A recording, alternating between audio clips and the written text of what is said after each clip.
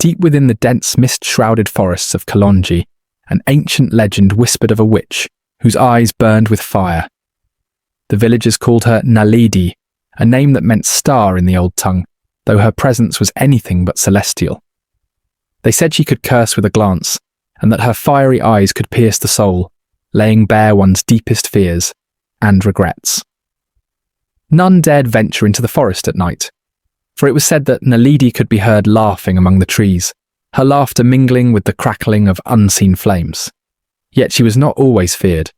Long ago, Naledi was a healer and protector of the land, until an act of betrayal turned her heart to ashes. When the village of Kwanda began to suffer mysterious fires that destroyed their crops and homes, many whispered that Naledi had returned to exact vengeance. Kwame, a brave young hunter with a troubled past, vowed to seek her out and end the curse.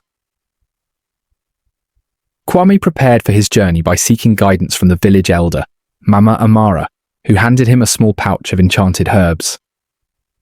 "These will shield you from her fire," she said, "but beware. Naledi's power comes not only from flames but from the truth she forces upon those who face her. Are you ready to confront your own soul?" With nothing but his spear, the herbs, and his courage, Kwame entered the forest. The air grew heavier with each step, the trees seeming to close in around him. Shadows danced across the ground, though no wind stirred the branches above. As night fell, the forest came alive with eerie sounds, whispers, laughter, and the crackling of fire. Kwame stumbled upon a ring of charred trees, their blackened branches reaching skyward like skeletal fingers. At the centre of the ring lay a stone altar, glowing faintly with embers. A voice echoed through the air, soft but menacing. "Why have you come, hunter? Do you seek to slay me as the others did long ago?"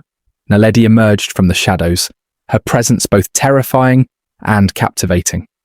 Her eyes glowed like twin flames casting flickering light across her sharp, regal features.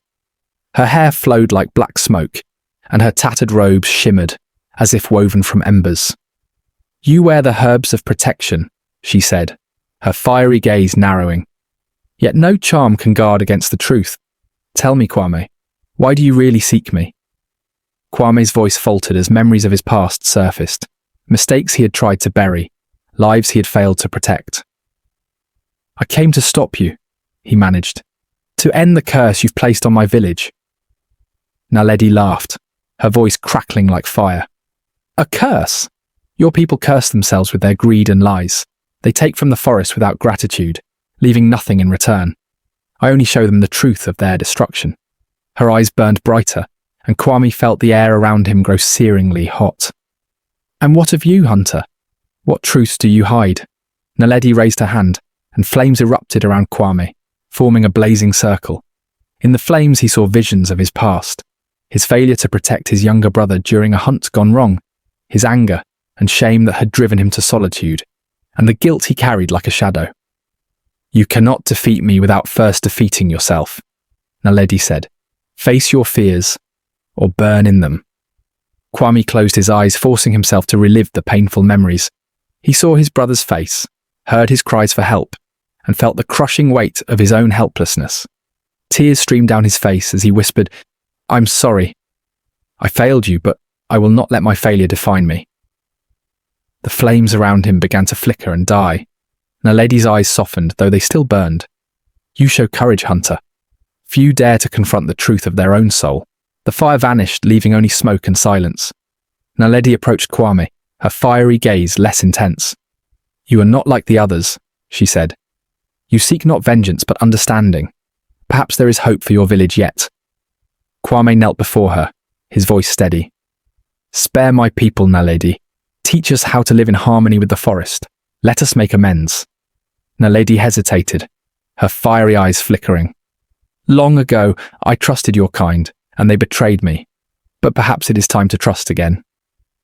She reached into the folds of her robes and handed Kwame a glowing ember. "Take this to your village. It is the heart of the forest. Protect it, and it will protect you." With that, Naledi turned and vanished into the shadows, her laughter softer now, almost kind. Kwame returned to Kwanda, the glowing ember cradled in his hands. He placed it at the village's centre, where it pulsed with life, sending waves of healing energy through the land. The crops regrew, the fires ceased, and the villagers vowed to honour the forest. Kwame shared Nalady's story, urging the people to respect the balance of nature and never take more than they needed. The village built a shrine to the heart of Tien bin Umar,